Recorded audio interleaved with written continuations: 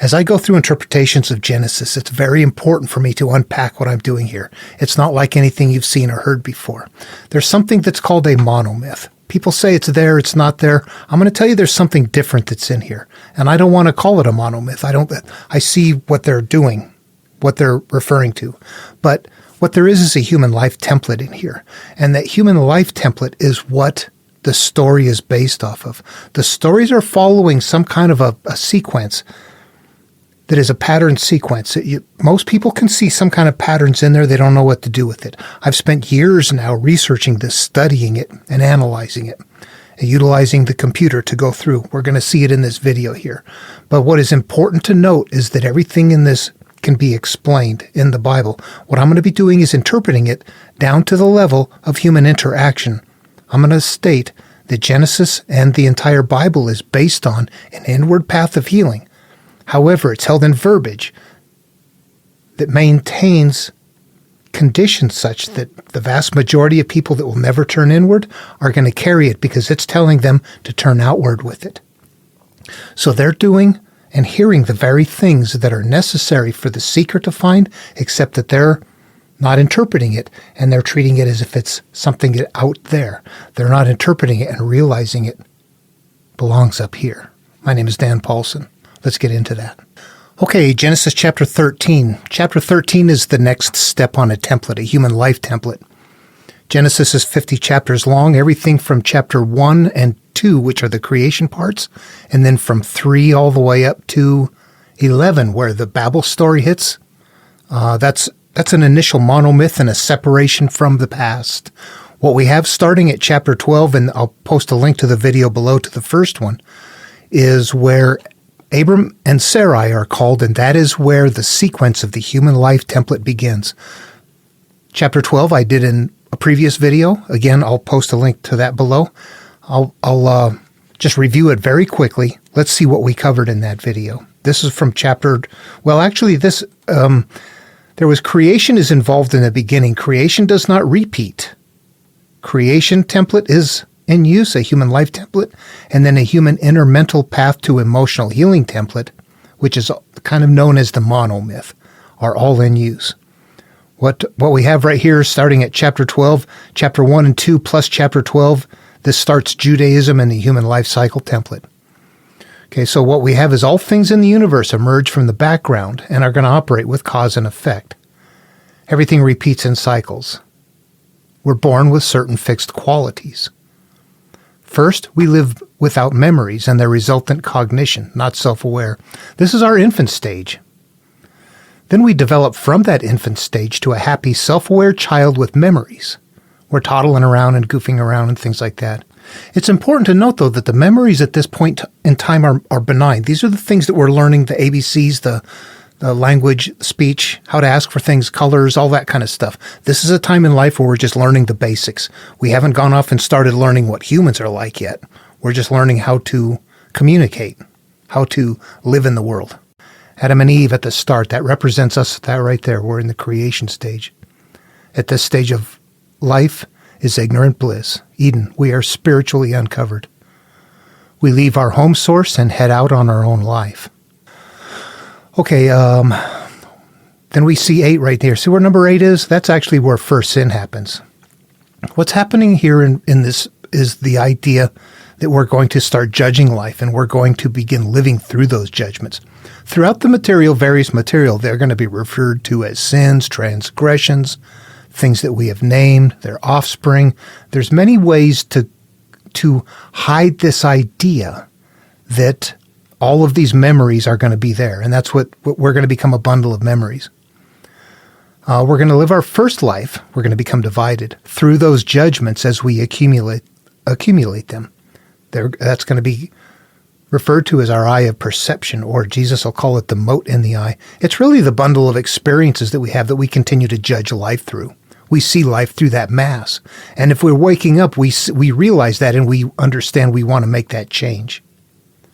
But this right here is before we get to that stage. This is how we come about. We're first living life unaware of the fact that we're becoming products of just the way we judge our experiences. And we're accumulating those as we go along, and we continue to live through those. Okay, these are They're based on our emotional state of the judgments of the experiences. What happened to you and how does it make you feel? How do you remember it? Remember it now. How does it make you feel? That's how it's stored. It's memory-based. Our emotional state in life, our general overall emotional state in life, is based on that pile of mental perceptions. How's your life? Good? You're not even watching this. Bad? Nah, you might be looking for something else. This is what the people from antiquity were doing, following this template. When we see here in chapter 12, we're going to see God physically leaves the scene as well. What this represents is, if you can stop for a moment, in fact, let's just talk through this. The higher awareness is a place in our consciousness that we can get to where we are not living through our memories and we don't feel the emotional state of them. We're detached. We can experience that at night. It might wake you up telling you, as you're awoken and having a mental inner turmoil going on, there's a voice coming in once in a while that's relaxed and peaceful telling you, hey, relax, you got to go to sleep. There's nothing you can do tonight. That's it right there. If we know that and we nurture that, that is a part of, that's where we should be living from. But what are we doing? We're living through that bundle of memories. So when God disappears from the story, that's what that represents. When we're little, we're living through that higher awareness, but we don't have the mental memory or cognition, the thinking skills to be aware of that. We're just happy. Later on in life, we are self-aware. We live through our knowledge, our memories, our experiences, and we want to go and start living through that higher awareness again. This time we're aware of it, but right here when God disappears, we're going to see that happen. Later on, God is going to reappear. That's when the calling begins. If you are ready to start reattaching with your higher self, that's the calling. That's the return of God right there. God comes back when Abram becomes Abraham is when we're going to see that happen. Okay, continuing on through here, then what we have is, let's see, all things good and bad, all things bad will continue to emerge from our God source. Yeah, we hear this, I will bless those who bless you, and curse those who curse you. Your life experiences are going to be good or bad, but there's always going to be energy for those to happen. You don't want those to happen again, but why do they? Why do the things keep reoccurring through cause and effect based on the seed, the nature of the way they're held? Let's stop for a moment. This helps me and it should help you. You got to be sharp. You got to learn a lot of things. So this is the Tao Te Ching. This is the same teaching, held in completely different verbiage. The carrier shell, the wrapping paper is radically different, but it's the same template, okay? When we have down here, naming is the origin of all particular things, that is us, that's first sin. That is us now becoming the bundle of memories. We have to interpret these all as analogs. Free from desire, you realize the mystery. What that means, free from whatever you're hanging on to. It doesn't mean I can think about it and I actually desire it or I don't desire it. It could be something that I hate. It's something that happened long ago. I'm holding it as a shame and I don't even want to deal with it. That is a desire. Desire is it's a much bigger word as an analog than it is if you don't interpret it. Free from desire, you realize the mystery. What that means is free from holding on to things that are a part of what had happened up here. Naming is the origin of all particular things. Another translation says the named is the mother of 10,000 things. That's important. Those are our offspring in another material. Free from those things that we've named, we realize the mystery of life. Healing from everything that we have accumulated, the mystery of life unfolds. However, caught in desire, you see only their manifestations. We see the repeating cycle of that we're hanging on to up here. Yet, mystery and manifestations come from the same source. That's it right there. I will bless those who bless you and curse those who curse you. Mystery and manifestations, good and bad, doesn't matter, all comes from the same source. The energy comes for all of life comes from there. It's as if we're given energy that's a blank energy. And you decide what it is by filtering it through the frequency of your perceptions. The hate, the shame, the whatever. You're converting your frequency into what you're holding in your mind. The inner self becomes corrupted through her judgments. We carry our pain. We're not aware of this. we see cyclical pain as a result, and we move on to the next stage. And that's what we just experienced up here in chapter 12. Abram and Sarai went to Egypt. Sarai became corrupted. That represents we're taking on those memories. Physical pain, cyclical pain happens as a result. We're getting plagues. And Pharaoh says, get out of here. You guys lied to me. Take all of your stuff and go. He didn't even take it back. Why? You've taken your corrupt inner self and you're moving down the road. That's why the template and the story reads that way. All right, something that's very important to do, it took me a long time to understand this, is that all of it is conceptual, every bit of it. Not one bit of it is plain language. Every bit of it means something, though. It's somehow, but it's very old stuff. It would have made this. I think it could have made much easier sense to us if it was 6,000 years ago when we were hearing this story and we had it memorized than today as we're looking at it.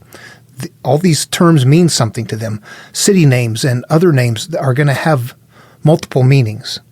For example, in today's day and age, we would have Los Angeles as known as the City of Angels.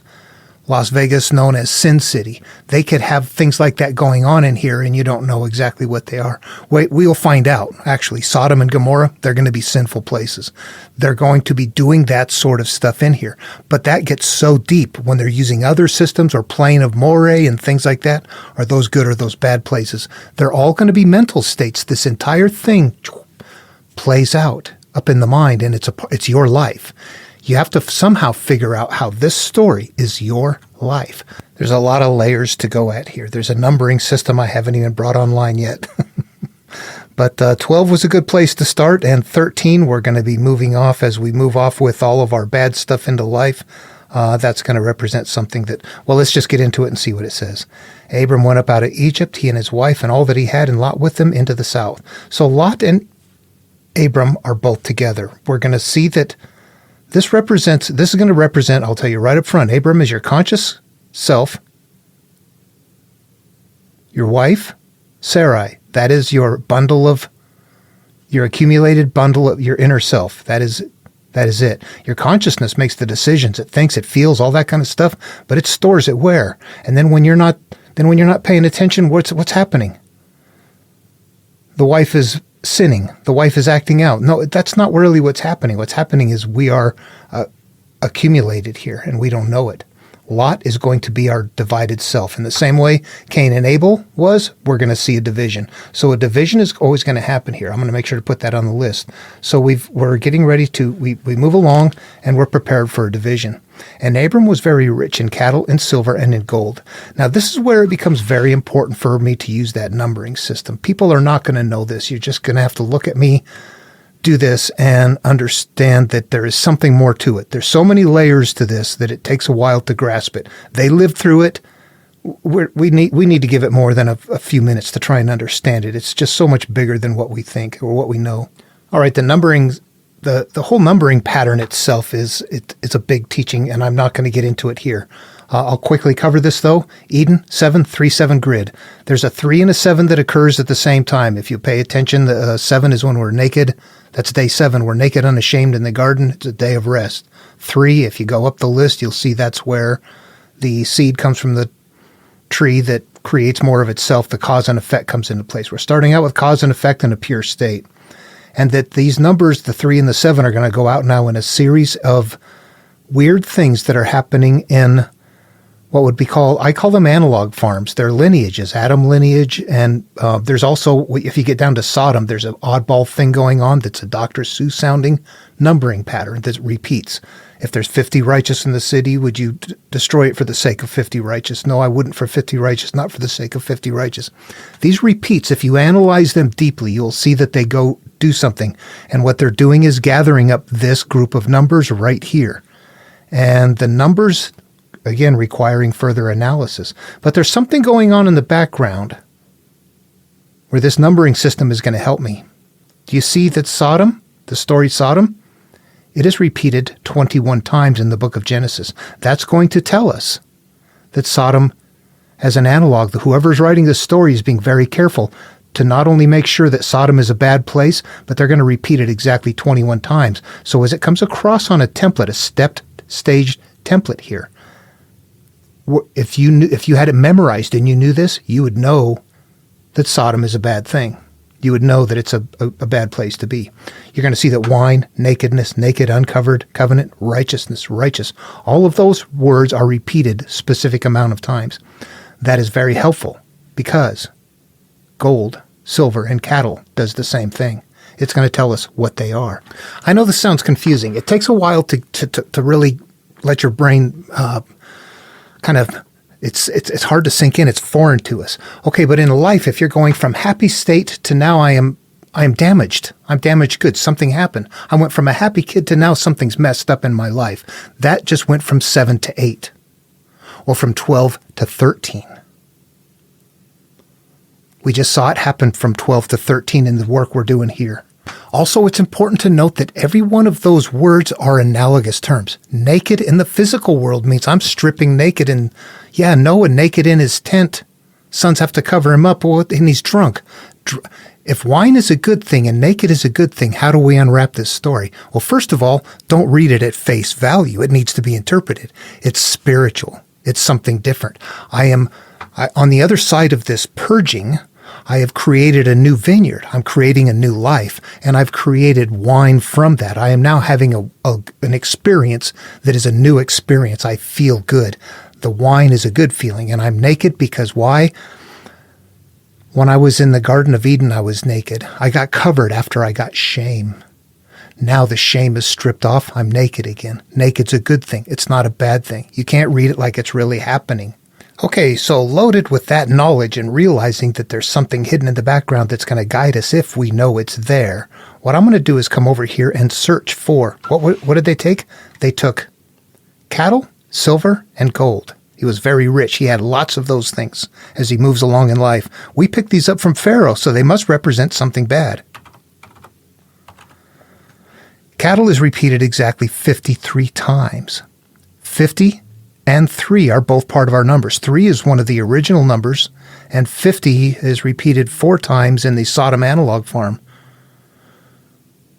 So 50. So cattle is a good thing to have. What else did he have? He had silver. 11. Okay, so there's the bad stuff. Silver is not something you want to have along. The silver is, you see, it being repeated 11 times is telling us that it's a negative analog. And gold? 9. 9 is a bit of a mystery. It's on the list. Gold, golden. Golden. No, I think gold, it's not identified as a bad thing or as a good thing. I think it's going to be identified as a transitional or a preparation thing. So here we've got good, we've got bad, and we've got get ready to improve or something like that. Where did I go here? I lost my, there we go. And Abram was very rich in cattle and silver and gold. So we've got good, we've got bad, and we've got uncertain yet. But you see right up front, they're loading the story in an analogous way. If we lived back then and we knew what they were doing here, it would be easier. We just have to analyze it. And he went on his journey from the south, even to Bethel, into a place where his tent had been at the beginning, between Bethel and Hai.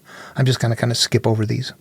And to the place of the altar, which he had made there at first, and there Abraham called on the name of the Lord. So here we do have, I don't know what calling on the name of the Lord really has to do. The Lord doesn't come to him. That first appears in Genesis chapter, I believe it's 5, at the end of Adam's lineage. At that time, men began to call upon the name of the Lord. Let me just go look. So I was mistaken, actually, here. It's at the end of chapter 4. And to Seth there was also born a son. This is right after he protected Cain, the 7, truly Lamech, 70 and sevenfold. See, 7 and 7 are grabbing up 70 right there. The way they're encoding it is they're using the 7 to grab up other numbers. And then when those numbers are grabbed up, they can be used, once they're valid, they can be used to grab up other numbers. We gather up 22 numbers up here that are used in excess of 6,000 times in the Bible. Anyway, then began men to call upon the name of the Lord. Right there, 26. So it happens there. Of course, then a lineage goes by down here. They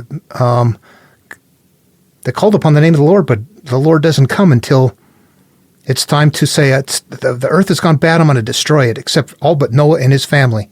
One pattern I'm going to point out here that you should recognize easily is that when you see God disappear right after the Cain and Abel story happens there, after Cain is protected, he's gone from the scene. Life goes by. Men at some point begin to call on the name of the Lord, but nothing happens.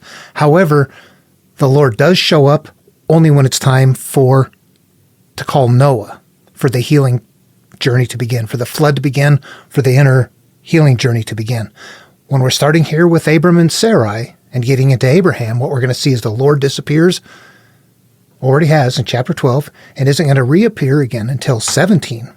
When Abram is changed into Abraham, God is going to meet up with them personally and change his name. There's little exchanges along the way, but it's never in person. It's always angel of or vision or something like that. So what you're going to see again is this pattern of God completely disappearing, just letting things go on their own, sending plagues perhaps, but is pretty much distant from things, but reappears solidly at the time of the calling, at the time of the inward path, the time Noah is called, the time that Abraham is called.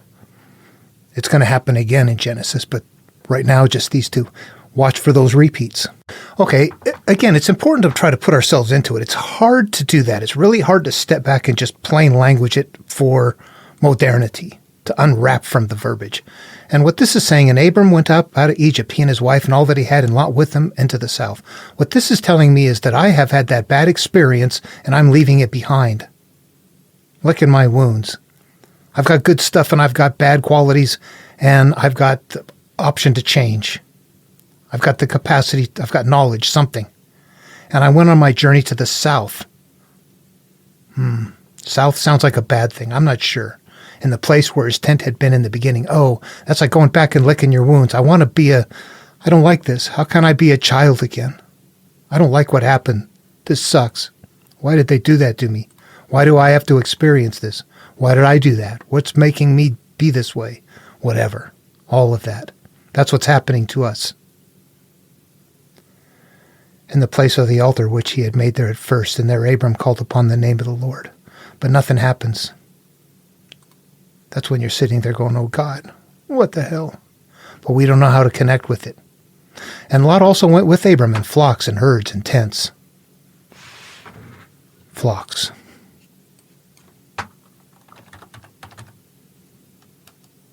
(24) Herds.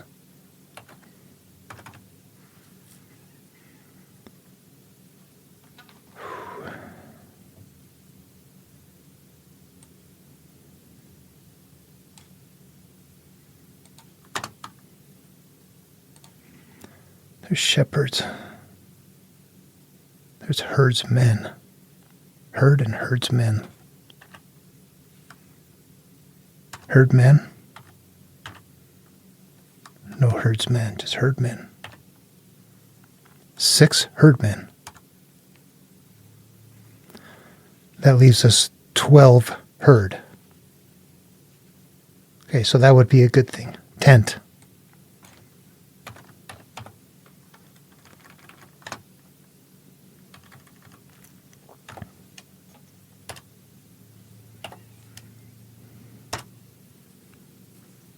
Tenth is 3 times in there. 10. 27. That's good. And he had those, okay. And the land was not able to bear them, and they might dwell together, for their substance was great, so that they could not dwell together. This is us, our internal struggle. I cannot live with myself anymore. Nope.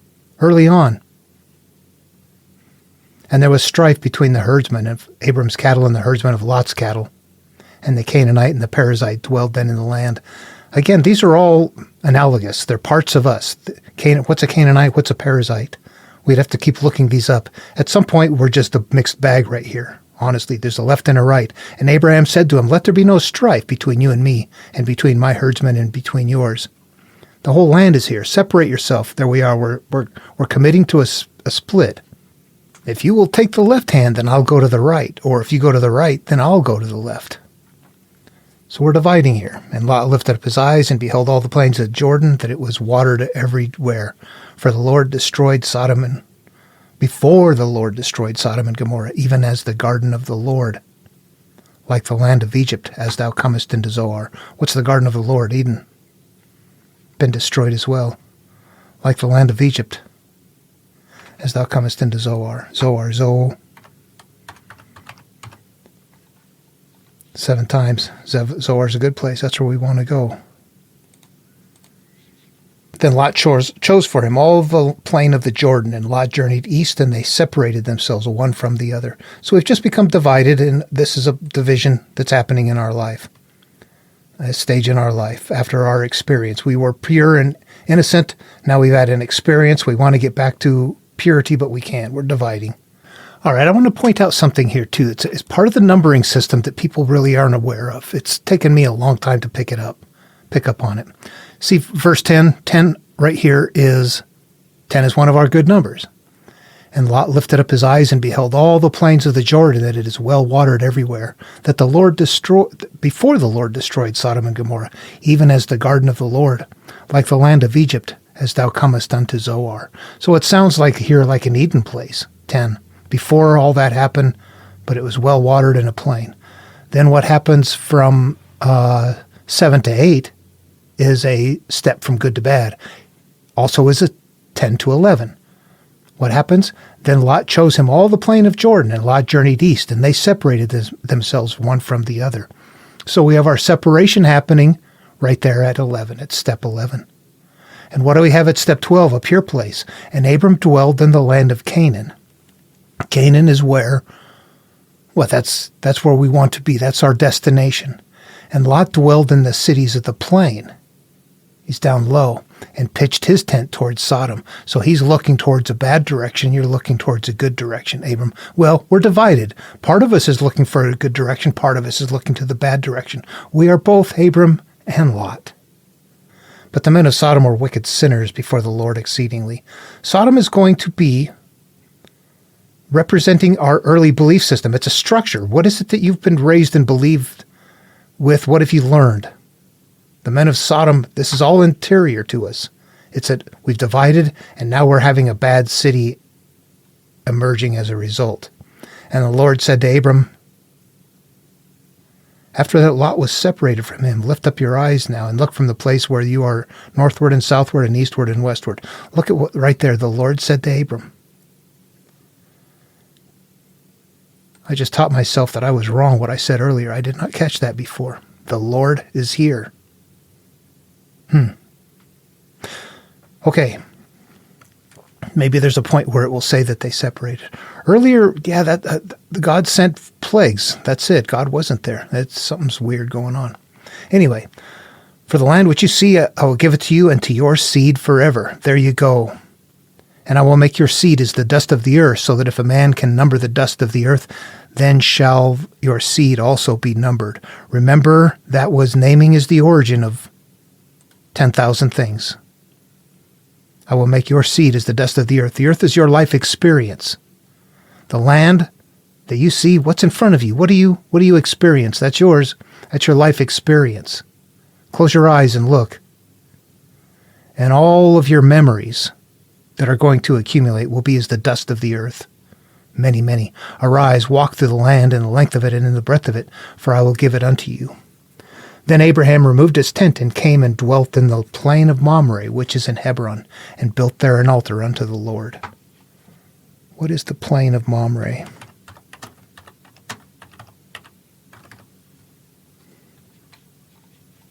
Two times only. What about Mamre by itself?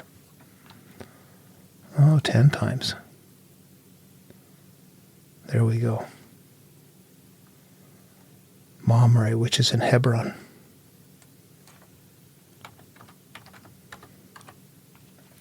Five. So we're looking for a pure place to build a tent. That's it. We're hurt, but we're a chosen person. We're on a path. Okay, that's it for... There was only 18 verses there in 13. Let me go ahead and plain language those and put them on the list of here of the templates here. Chapter 13. Okay, so for me looking at it, I've got this distilled down pretty small from chapter 13. It starts out where we continue life with all of our good, bad, and our knowledge. If we're a chosen person, this is a path for us. We have regrets about early life choices, but can't get back to the beginning. Remember, that was like Adam and Eve left the Garden of Eden, and then there was a sword and a cherubim placed there to guard the way back. And you know what? Reason out why that might be. You start out as a kid and you're very happy. The Eden is a place where you have not had experience yet. But once you've had experience, you can't get back to Eden. Eden was very much a mind state dependent upon ignorance. Once you've had exposure, you can't get back there. You now have to find a new place of peace that this time is loaded with all the memories. But you have to leave the emotions out. And of course, by that I mean the negative ones. You don't leave emotion out. We live emotion. We look for joy. We leave fear behind. What we're looking for is joy. Yeah. So you don't leave the emotion behind. What you do is you leave the stuff behind that is preventing you from being happy. Okay, we have regrets, but we can't get back to the beginning. We plead for help to no avail. That's seeking God, but nothing's happening.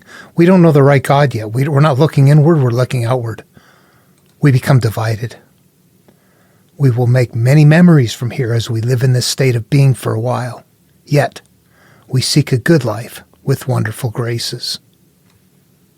That is chapter 12 and chapter 13. However, I've also tacked on creation, the steps up here all the way down to about 1 through 7 down here from chapter 1 and chapter 2.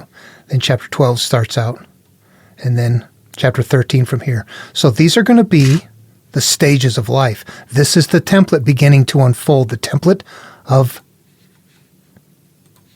the cycles of a human life. Learning to read the concepts is the difficult part. You know, an anchored ship cannot sail. A dog tied in the yard cannot escape. The goat chained in the field cannot run away. What is identical about each one of those? And you become each one of them. And then they're mental. I'm the ship hanging on to something. I'm the dog tied to something. I'm the goat chained to something. All of it is mental. Every one of them. Look for the concepts that way. That's the only way to understand them. You have to get them to that level. If you don't get them there, they're not going to be understood. They're not. That's the technique they're using to create the stories. So we have to undo it to understand them. But once we know that it's on a human life template and that there are certain sequences that we're looking for that are going to be habitually repeating, then, you know, we know to recognize certain things. Phineas's food getting defiled daily. Plagues coming to Egypt 10 times, 10 plagues. A boulder being rolled up a hill, but you can never achieve it. It gets rolled back down, Greek myth. Liver being eaten out repeatedly. All of those at some point, you have to understand are repeated cycles of pain. Or thistles emerging from the garden, same thing. Something bad emerging from the growth of me. That's the concept of cyclical pain, but it's in a lot of places. Buddha, pain follows like the wheel follows the foot of the ox that draws the carriage.